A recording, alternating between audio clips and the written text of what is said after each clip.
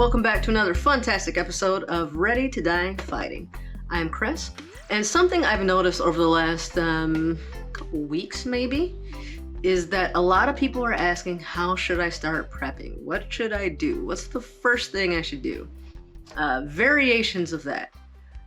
It's probably due to this coronavirus scare, but either way, I'm glad you guys are asking, and I've got answers for you. Now, there's a lot of different aspects of prepping, and it can get really, you can go really into the deep end, you can do the basics, just whatever makes sense to you. But what I recommend is the first thing you should do is probably watch my video I made about prioritizing your preps. That's something that I personally did and figured out, and it really, really helped me kind of focus in on what I should be prepping for and not worry so much about the things that don't matter as much. It's basically a risk assessment kind of chart, I guess you could say, to help you figure out what's the most likely event that would happen, the most devastating event, things like that. And when I did that risk assessment on myself, one of the highest risk and most devastating things that was likely to happen to me was a house fire.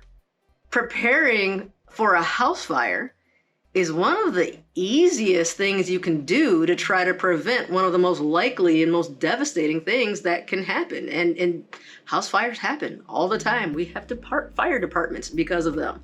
So once I realized this, I went out and bought multiple fire extinguishers. I'm in my living room, and it's mounted to the wall here by the couch.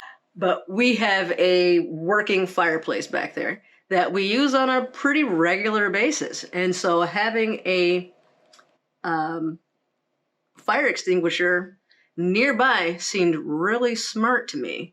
Because if that fire gets out of hand, especially, got a kid, he doesn't always make the best of choices, especially the second I turn my eyeballs away from him. That seems to be where the bad decisions where the bad decisions happen. It seemed like a really good idea to have one of these. I also keep one here right next to my kitchen. This is kind of in the side hallway, but the stove in the kitchen is just right here. So that, again, most likely places to experience a fire, I figure, are the kitchen by the fireplace. This one's white. It's specifically for kitchen media fires.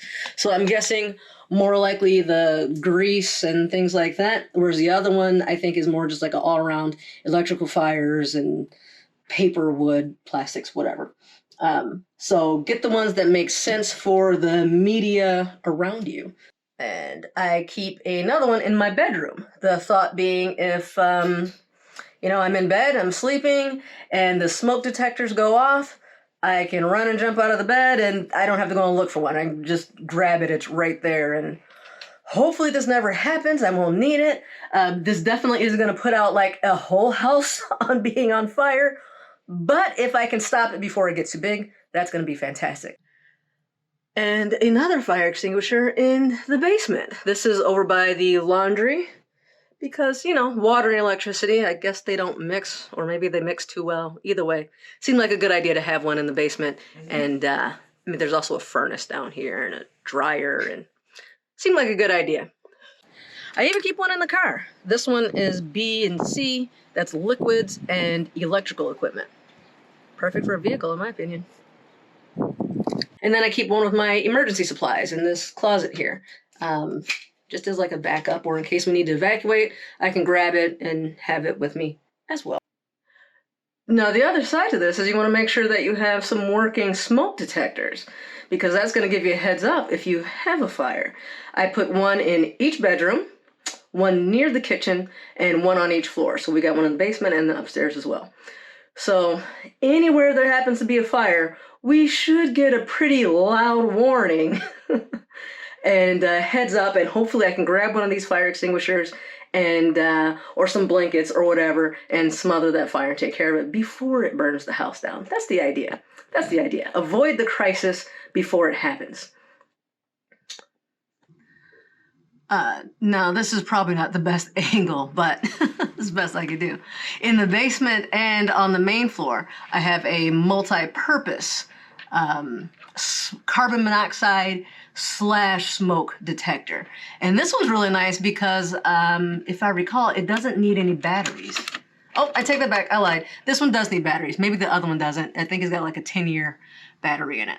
So, this will detect that carbon monoxide, and I like keeping this one in the basement because that's where we got the furnace and heaters and, you know, gas lines and whatnot. So it seemed like a good idea to keep that down here. Now, if you watched my video when I reviewed the Mr. Buddy, then you would have seen this explosive gas and carbon monoxide alarm. And I keep this in the basement as well because, you know, why not? Seemed like a good idea. Furnace, heaters, washers, dryers, electrical stuff, just tons of stuff down here. So any explosive gases, any carbon monoxide, anything like that, we've got it in 2 different places in the basement where it's going to detect that sort of thing. One more thing you can do to protect yourself, just in case the house actually does catch on fire, is get yourself a safe like this. This is waterproof, fireproof, security, all that. It's got a nice lock on it. And I keep all of my important documents in here. So just in case the house does burn down, hopefully if the fire is put out within a reasonable amount of time, if my fire department does what they're supposed to do and they show up and are able to put the fire out relatively quickly, because this won't burn, I mean, it won't protect against burning forever. I forgot the time frame. It's like maybe 20 minutes or something like that. It should keep your important documents safe. And I like this because it has a handle and it's small enough, and I actually keep this with my evacuation stuff. So if I needed to quickly evacuate, I can just grab this whole thing along with my other stuff. And I've got all my documentation in here. I've got a safe place to store my gun. I've got everything that I need, and we're good. Either way, whether we're evacuating or whether the house burns down, my documents are with me and they're safe. A USB drive with some stuff on it that you maybe important family pictures, things like that. Good idea to put in there too. So there you have it. These are my recommendations on how to stay safe in a fire, what you can do to kind of prevent fires from happening. I don't think a lot of people think of fire extinguishers and smoke detectors as prepping, but it 100% is. And it's a really simple, easy, fairly inexpensive way to keep you and your family safe from one of the most common emergencies that you're likely to encounter.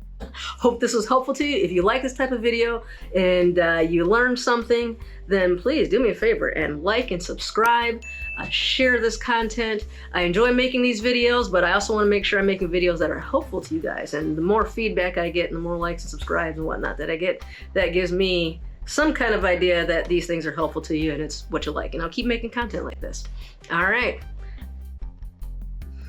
What the hell is that? Why does that keep happening? I'll see you guys in the next video.